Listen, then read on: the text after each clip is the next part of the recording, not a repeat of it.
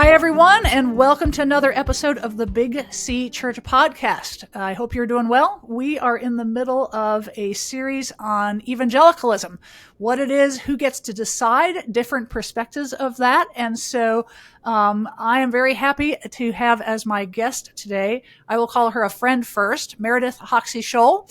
Meredith her formal role is Director of Doctoral Studies at the Theological School at Drew University in New Jersey.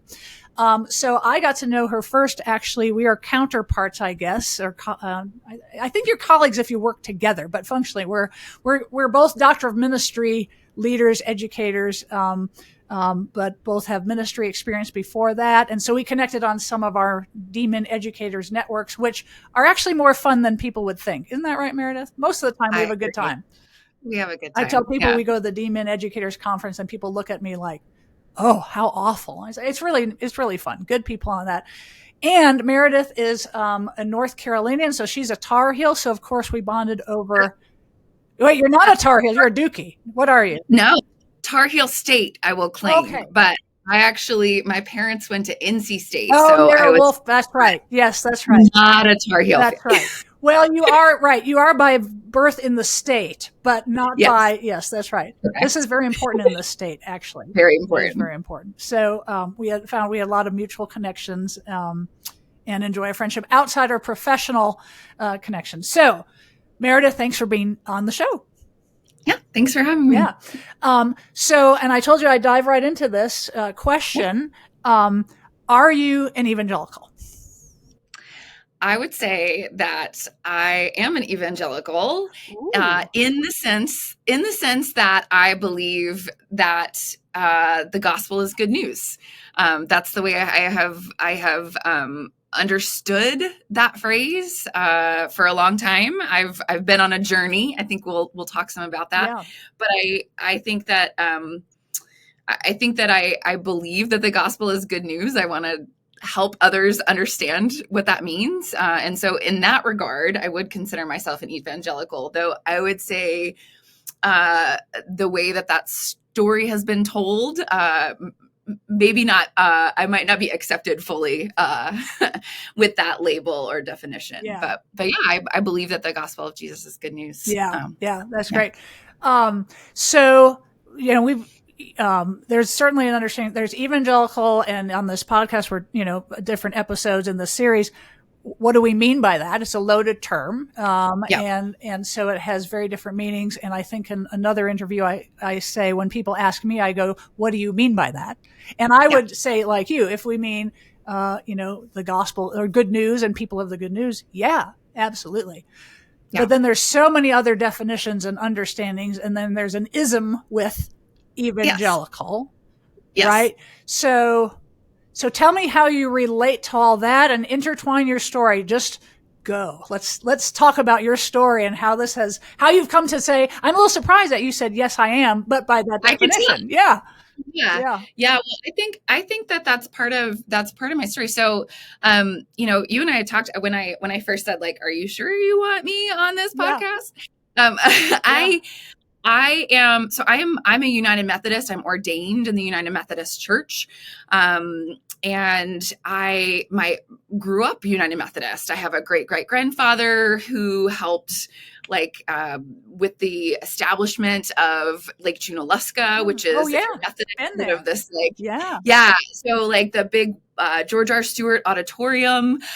George R. Stewart is in my family. So I come from this sort of lineage of now, and George R. though, you talk about the old school Methodist, he was all about some zeal and, but held in tension, I think, Lake Junaluska historically, and some of the early, particularly youth movements that came out of that, were aimed at sort of this social transformation, sort of trying to understand how we as Wesleyan folks hold together this personal and social holiness that we talk about. Yeah. So for me, as a United Methodist, I grew up never really disassociating my faith life from my sort of social engagement, how I am in the world, how I am to respond to the ways I perceive injustice in the world. Those things felt very intertwined. I, as a youth, was involved in a conference youth event where we would write legislation, and we would tell people what we thought about, boycotts on Disney World, or, whatever it was as I was growing up. And so those things were always intertwined for me. I went to college at a state school in North Carolina, UNCW, and there was no Wesleyan, there was no Methodist fellowship group, there was no Wesley Foundation or anything along those lines. And so, being a good Christian kid who literally opened up the phone book to find churches when I got to college, I found InterVarsity. It was one of the first places. They had a table at one Welcome Week or NSO. Yeah. Right? Yeah. Yeah. So I was like, okay, sure. Got very plugged in very quickly, eventually became large group coordinator and ultimately the president in my senior year of my chapter. Oh, wow. And really, I don't know that I had the sort of theological language at the time to think about what was different in that setting versus sort of what I'd grown up in. But I knew that things like personal reflection on scripture and weekly small groups and corporate worship were things that I valued, and I learned a lot about, and my faith deepened in a really important way. I think that for me, the wheels started to fall off a little bit on that. I actually had accepted a position to go on staff with InterVarsity. I was going to specifically do some ministry with Greek IV, which was a sort of segment that was working with fraternity and sorority students. And just for a number of reasons, began to have these interactions in my broader life with other folks that I'd grown up with in the church, and sort of as I tapped into sort of my inner sense of calling, had some real dissonance, specifically around some of the policies about women in positions of leadership. Yeah. And also around issues of inclusion of LGBTQ folks. Yeah. Those were the two things. I felt like InterVarsity taught me really well how to do racial reconciliation, and I had some of my first sort of encounters with understanding my own whiteness and what that means in the world there. But I did not feel that my sense of calling as somebody who felt called to be ordained one day was truly affirmed. And I also saw the gifts and abilities of some of my siblings cast aside, or not seen in their full giftedness as a result of that. So those things and a series of conversations led me to step away from that, from that staff position. And from there, I went into my early 20s. I refer to as my sort of my Nineveh dodging years. I hit the snooze button on that kind of call into ministry for quite some time, until ultimately I did. There's a whole big thing there, but I did ultimately decide that seminary was where I wanted to be, and went to Boston University School of Theology, where I did my master's. And it was there where I did my field education at the United Methodist Church's General Board of Church and Society, where I was doing faith-based advocacy around healthcare reform the summer that was going through. And that for me concretized this sort of sense that I needed to be, this was a way that I was caring for the least of these, with the skills that I had, and the way that I saw God's mission in the world coming into being. So, but it definitely crossed some political, I have family in North Carolina, some of whom did not see what I was doing as ministry. And so but that was my journey. And after seminary, I went to work for the United Methodist Church at the sort of global level, for the board that thinks about world service funds and how those get spent and how we're doing connectionalism globally, before finishing up my PhD and ending up here, at Drew. So I don't know if that's a long or a short snapshot, but that gives you a little sense of sort of how I understand where I came from, my sort of dip into what I think is legibly evangelical, and sort of my journey on the other side. Well, so legibly evangelical. Tell me what you mean by that. I'm really intrigued.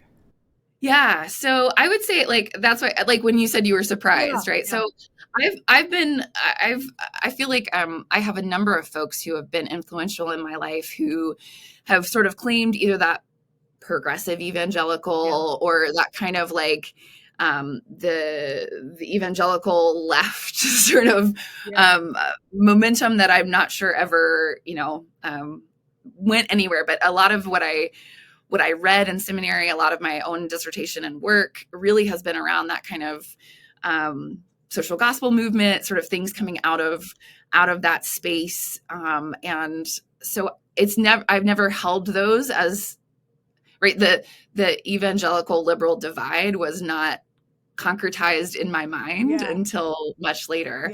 But I would say legible evangelical would be, for me, that my encounters with InterVarsity, the ways in which I was formed to read scripture, to participate in kind of this parachurch ministry, a lot of as somebody who does Christian formation, Christian education, faith formation, I look back at that as sort of a time when there was a lot being poured into me about how to do that work, how to be formed, so that I would be recognized as evangelical. And that's why I say I think now, while I hold my definition of people of good news to be very much how I would describe myself, I don't know that my work and my public professions are legibly evangelical. Yes, that's a great phrase.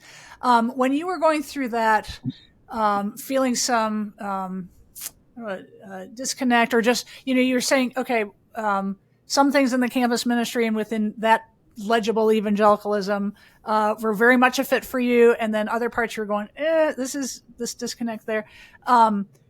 Do you feel like you left legible evangelicalism, or were you at any point kicked out or encouraged? Like, what was that form of evangelical? Because I think we're using a big umbrella in the way you understand it. But then there's all these people start drawing, and people who aren't seeing this on video can't see I'm drawing circles with my hand. But so people keep going.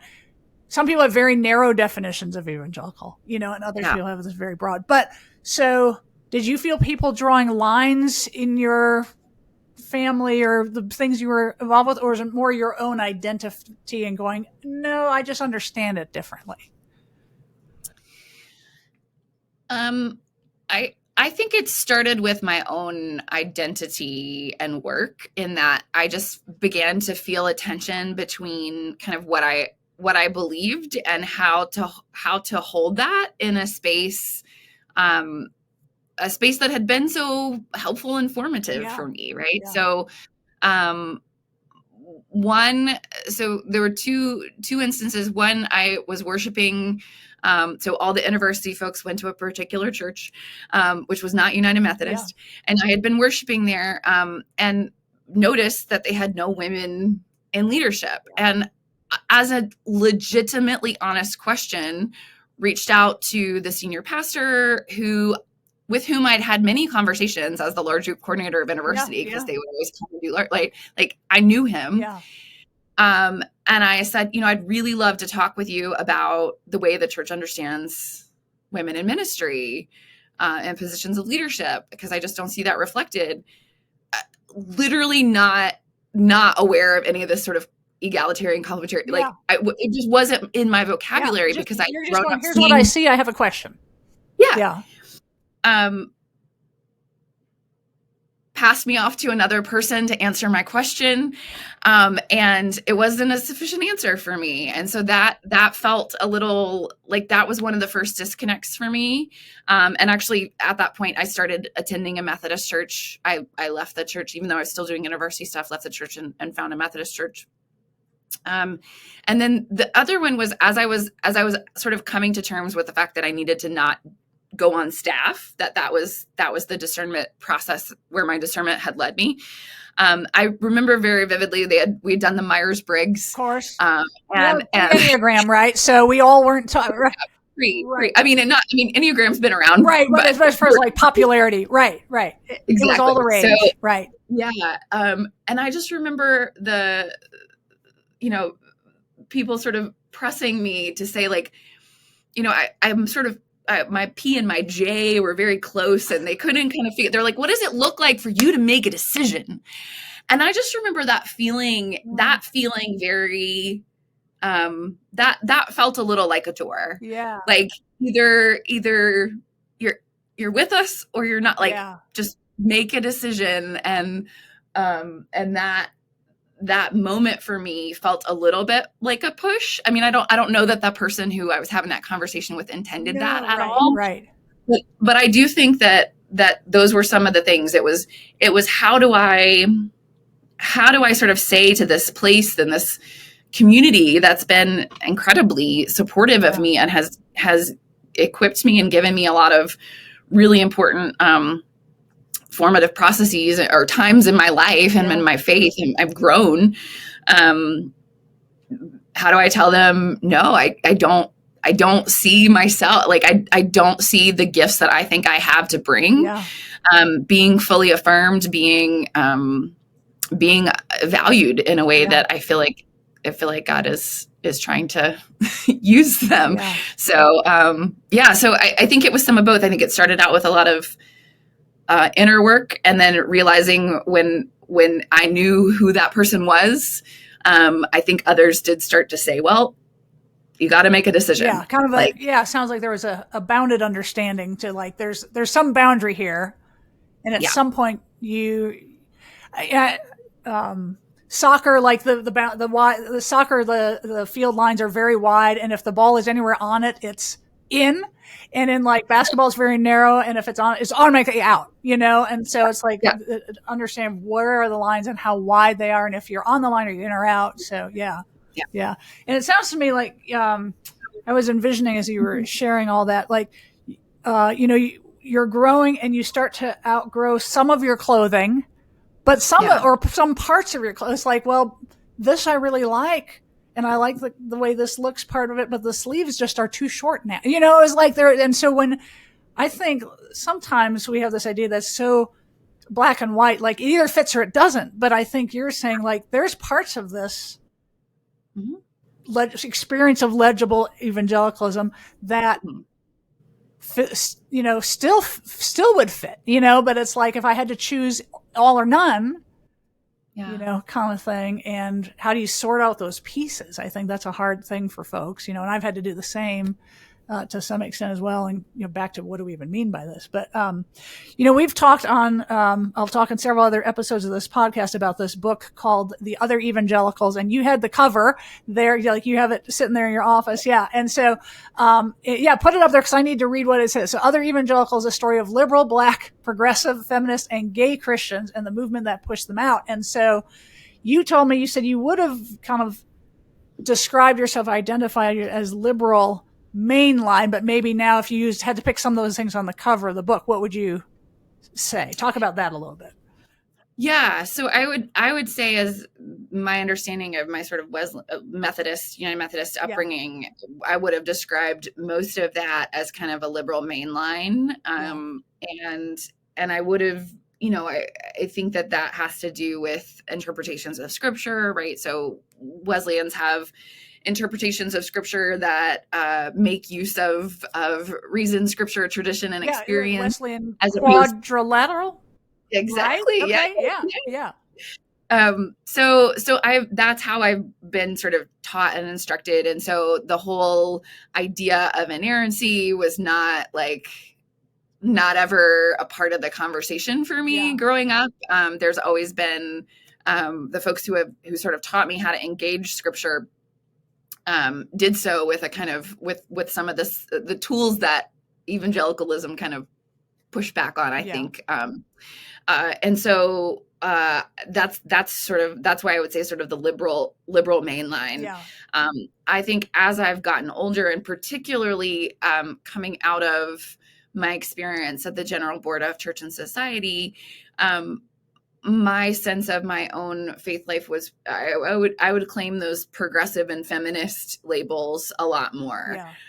That for me, it was the progressive, I want to see things change socially in such a way that other people have access and benefit to, things like healthcare was one of the things that I invested my time and my thought processes into as a seminary student. And then, I think feminism for me has also been about not won over, but sort of what do we need to do to find some sense of equity and a sense of appreciation for giftedness and skill and calling. So for me, when I did transfer to that United Methodist Church, the sermon that finally ended my snooze button was the pastor was preaching about Mary and Martha, and was sort of on this rant, on this trail, and then paused and said, I just feel like anybody who can read this passage and not see Jesus calling women into ministry, like calling their whole selves into ministry, I don't know how they can read this and not think that. And then he went back into the sermon, and I heard that, that sort of in-breaking moment for me was, in a lot of ways, a confirmation, right? That I did feel like God was calling my whole being into the life of ministry, and wanted that to be affirmed. And so, so I think for me, issues of feminism are about that, are about making sure that there is space and opportunity for flourishing of that kind of giftedness. So. So you're at Theological School at Drew University, which I would guess is an institution that would not use evangelical as a term, and maybe probably try to distance itself as much as possible. I know. We'll see if I still have a job now that I said I was. All 5 listeners are probably not from Drew. So, and if we have a 6th this week, welcome. I'm glad. I know we have a few more than that, but so do you have these types of conversations? Like evangelicals in that legible evangelicalism are very concerned with conversations about evangelical. You know what I mean? You say if you have a job, do you feel any tension saying that, in your environment? And what is the evangelical, and I'm putting this in air quotes, that they are saying, no, we are not at all? Yeah. So I think that I defined myself just a minute ago as progressive. I think one of the things that I constantly have to remind myself as somebody who holds that identifier is that sometimes progressives are really good at saying what they're not. They're sort of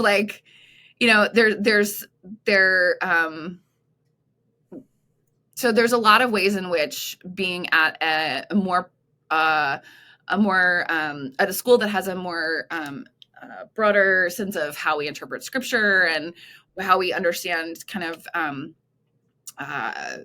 folks' work and sense of calling in the world and sacred worth. I think that it is sometimes, right, we want to just say those are that evangelicalism cuts out and shuts down and pushes away, right, and does harm. And I think that's something that we talk a lot about, right? Does harm to folks who are trying to, understand their belovedness.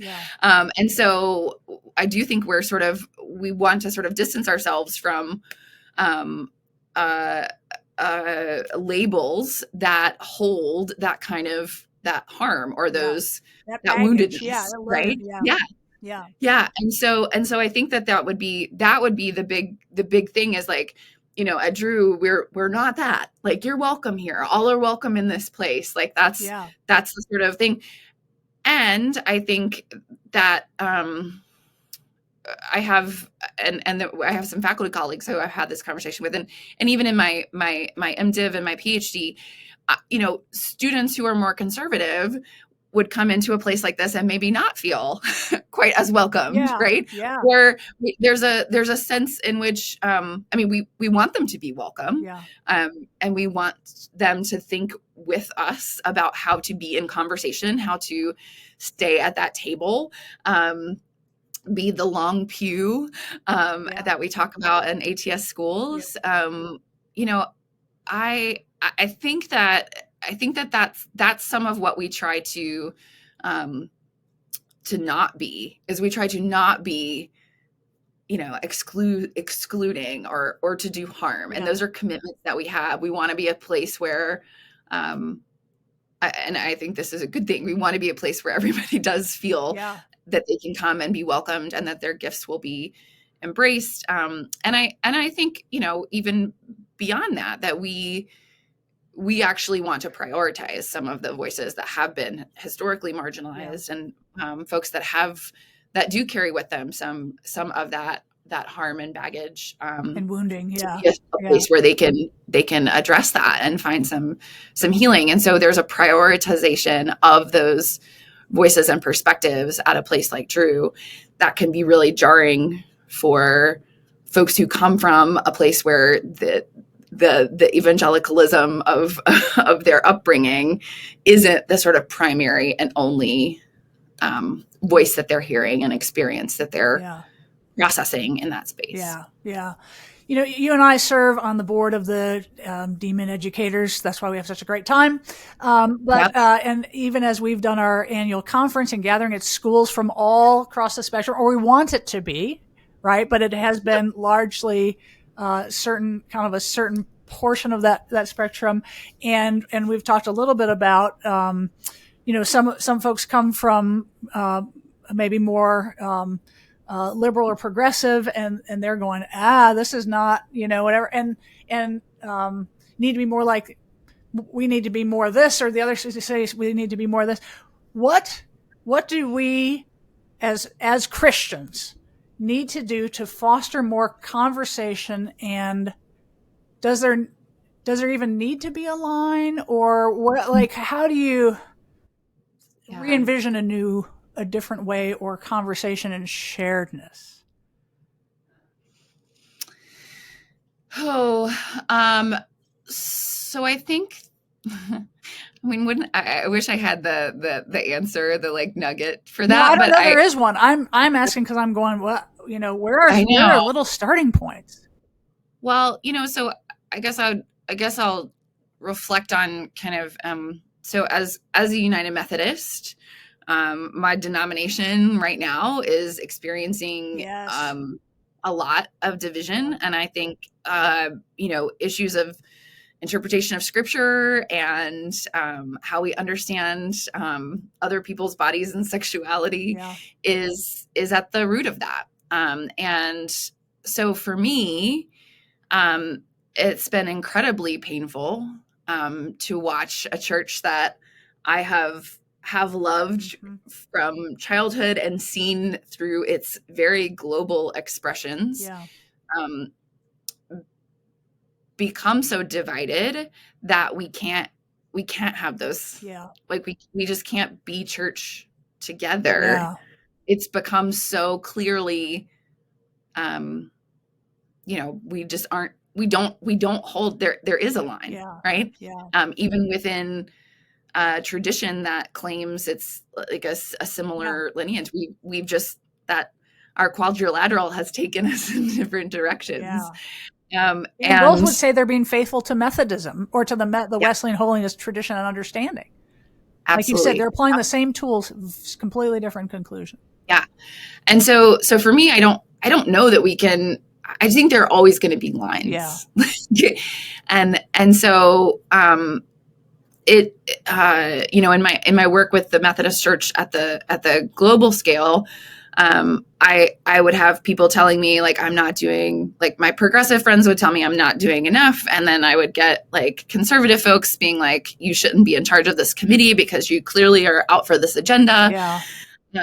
And I, for me, I do tend to be that sort of like, I would rather us have this conversation across difference, acknowledging that we are different and that there's going to be different sort of expressions and manifestations of that. Yeah.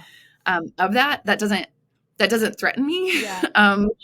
And it also, I think, I think even for me in here at Drew, like we have a, kind of an interreligious understanding of how to have those kind of dialogues and coalition building. And so like, it feels like an unnecessary, like so many of us as Christians feel like, oh, well, we can be in conversation and coalition building with folks of other religions. But when we find another Christian who is doing Christianity differently, that feels more divisive.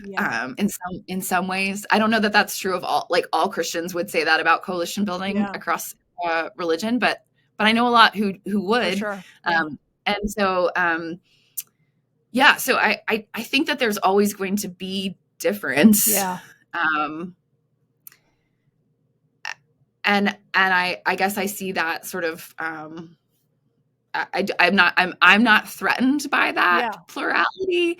And in fact, I think one of the things I grieve most about what's going on in my church is that I can, I can be a part of this board with you and with some of our colleagues, folks who we probably have very little in common theologically, some of the folks who attend this meeting. And yet we're committed to quality, doctoral programming for religious leaders to go to come and do peer learning and be fed and be sent out and do this kind of incredible work in the world. We're committed to that, even though we have very different approaches to it. And so one of the things I grieve about sort of the expression of Methodism that we'll figure out, I guess, in April at our general conference. Hope, right? I mean, it's what a mess. Yeah. I know, just, but I think that's one of the spaces, like seeing friends and colleagues in ministry absent from annual conference now because they've gone on to another sort of expression of that because we just couldn't, we weren't, I don't know. It just, that I grieve that. I think that there are ways in which we can do good work, be people of the good news, and have a different understanding, different take on that. And I think that's probably one of the places where, if there is a legible evangelicalism, the boundaries of which have become, I think that might be part of why some folks feel pushed out, right? Because there's ways in which they can't claim all of their pants are too short. Right.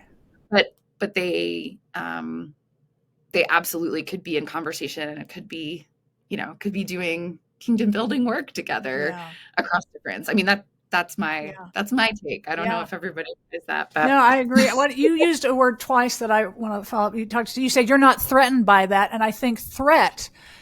I mean, there's so, like, that's such a dominant thing of it's someone understanding, like, it's threatening either my understanding or the whole worldview that I think is the right worldview. And I think reducing threat level is probably so key to having that conversation. What made it not threatening for you? Because I think we see folks who are, we would say, deconstructing, that's the term we're using, and it feels so threatening because people are threatened. I mean, it feels threatening to people who want to enter into that space because people are threatened by the uncertainty and all. How do we reduce threat level, and why was it not threatening for you, or why is it not for you? Did it used to be?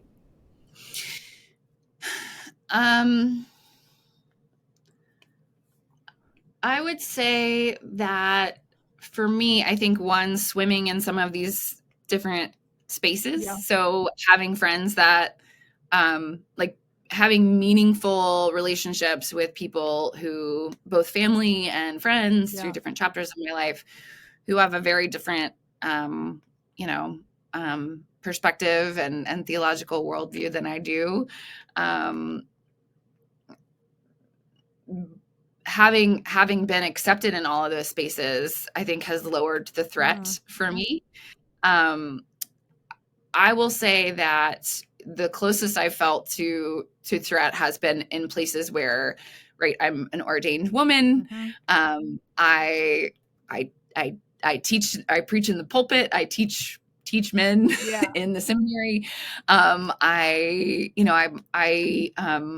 I have had folks who tell me that is not something I should be doing. My own sense of formation and discernment about my own call has given me sort of a space to process that as like, that's their take, and it hasn't landed in such a way. I don't think that's true of a lot of people for whom the church has said the way that you are is not okay. And that's a different level of harm that I think when I talk about I'm not threatened, that's a lot of like, because I've done this work, you know, and I haven't been harmed in the same kind of way. So I believe that there are things that are, there are stakes that are higher for people to sort of enter into some of those conversations across difference. Their safety and their personhood feel, you know, on the line in a way that, as a, you know, cis-het white woman, I'm not. I enjoy a sense of privilege in that regard. And so I think for me, that's how I would answer the question. And I also would not discount the feeling of fear and the threat that do exist for others, which is part of why I try to be in that conversation and in those spaces. As you're talking, I have a idea percolating or formulating. I'm curious what you think of it. I'm wondering if part of the lines or division is that view of threat. So which is the greater threat? Personal safety, or like there's a sense of self that's being threatened, or of wholeness, or is it ideological, theological, you know, eschatological, all those objectal, you know, kind of thing. And so I wonder, I feel like some folks, they would say, no, the greater threat is to like the integrity of Scripture, and some would say, no, the greater threat is to someone's personhood. And so do you think that's accurate, or am I completely? I think that's definitely a part of the puzzle. I mean, I think my sort of understanding of and theological way of talking about, I mean, you know, we, I'm not as systematic as some of my Calvinist brothers and sisters in my theological constructions. And so like, I think for some people, like having that system it defines their Christian identity, right? Like that system, and it's closed. It's a closed system. Like there it is. And so I think that folks who have not been able to step inside of that system and to hold all of the pieces of it that keep the system together, I think they've found ways to be faithful, to find expressions of their faith that where they can do that. And so and also as somebody who does faith formation, right? If you pull out that Jenga piece of somebody's puzzle, like that, the kind of epistemological rupture that happens, it can be terrifying or damaging, or it can be absolutely liberating. You know, like those are kind of the moments that people who do adult learning kind of need, where you kind of, you kind of need one of those pieces to fall out in order for people to sort of understand something differently, right? Because until as long as it's a system, a closed system with all the pieces, why would I need to? Yeah, it works. But when it works. When you've got a Jenga tower, I mean, even when we were playing Jenga, one person moved, and you're like, I mean, you feel anxiety just playing the game, or at least I do. I'm just like, you know, and so that can be very threatening, not knowing that could be the key to what you actually need is to dismantle the whole thing. Wow. Such good stuff to think about. Thank you for being conversation with Record. I always love when we are able to chat. I have a last question, not at all related to this. Before we hit record, we were talking about, as we record this, it's early November, so just had Halloween, and you have 2 small girls, and like the level of, I don't know about anxiety, but certainly energy and all that. But my question for you is, first, I guess, did they go trick-or-treating? Okay. Oh, yes. What are you most likely to steal from their buckets? Oh, I mean, what have I already stolen? Sure. Yeah. What are you doing there? Like, and do you have some payment system? Like I've heard parents say, you have to pay me this many of this thing because I took you trick or treating. So like, what are you doing with that? What are you stealing? No. So my kids are 6 and 9. Okay. And so my 9-year-old stocked up on 100 grands. That was her like go-to, which are like, she has plenty. So I will take some of those. And then my 6-year-old kept getting like Reese's cups, like to the point where like, and we now live in, we're in a suburb here in Madison, on the train to New York, and it's there's some nice neighborhoods, like full candy bar kind of. I gotcha. Yeah. So like, you know, my youngest would turn around with like a whole like the 2-cup Reese's things. She had 6 of them, so I think I'll probably be stealing. So you're doing a service, right? But okay, but you would steal the chocolate more than like the Starburst or the. Yes, chocolate. When we got married, my husband said he wanted, like, his idea of dessert has like fruit in it, and I was like, it's not dessert if it doesn't have chocolate. So like we ended up doing a Black Forest cake for our wedding cake because he needed fruit and I needed chocolate, and that's how we started out our. But yeah, so like chocolate is that was your unity candle. Yes. We just like, Okay. That's great. Yeah. Well, thanks again for being on here. And I hope you and your family recover from your sugar crash. Thank you. Yeah. Yes. I'm so glad we're recording on a Friday. And I told you when we started that it feels like the longest week ever. Yeah. Like I woke up Wednesday morning after Halloween and thought for sure it was Saturday. Yeah. Surely I had made it the weekend. But yes, so thank you. I hope we'll rest some this weekend. That sounds great. Thanks, Meredith. Till next time. We'll see you. Appreciate it. Bye.